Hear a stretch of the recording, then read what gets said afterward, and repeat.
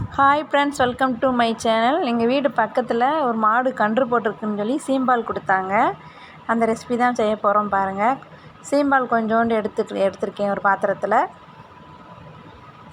எடுத்துகிட்டு அதில் 2-3 ஏலக்காய் நச்சு போட்டிருக்கேன். ஒரு 10 ஸ்பூனுக்கு சீனி போட்டு நல்லா கலக்கியாச்சு. நல்லா சீனி கரையிற அளவுக்கு நல்லா கரைச்சாச்சு.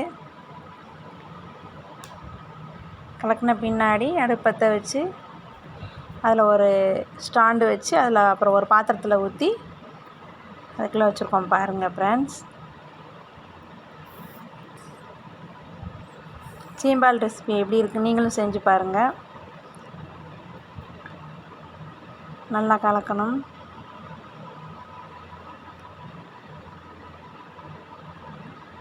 நல்லா செம்ம டேஸ்ட்டாக இருந்துச்சு ஃப்ரெண்ட்ஸ். நல்லா நோய் எதிர்ப்பு சக்தி அதிகமாக அதில் இருக்கும். குழந்தைங்களுக்கு செஞ்சு கொடுங்க எங்கேயாவது இது கிடச்சிச்சின்னா. உள்ளே வச்சு ஒரு 5 மினிட்ஸ்க்கு அப்புறம் எடுத்து பார்க்குறப்போ டேஸ்ட்டு வேறு லெவல் ஃப்ரெண்ட்ஸ். நான் குத்தி பார்த்தாச்சு, நல்லா வெந்திருந்துச்சு.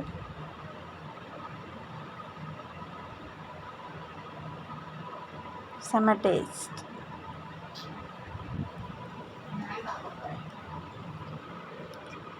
எடுத்தாச்சு. அப்புறம் வேறு ஒரு பாத்திரத்தில் அதை மாற்றியாச்சு. பாருங்கள் எப்படி இருக்குன்னு. செம்ம டேஸ்ட்டு ஃப்ரெண்ட்ஸ், சூப்பராக இருந்துச்சு. நீங்களும் செஞ்சு பாருங்கள். செஞ்சு சாப்பிட்டு பாருங்கள், ரொம்பவுமே நல்லாயிருக்கும்.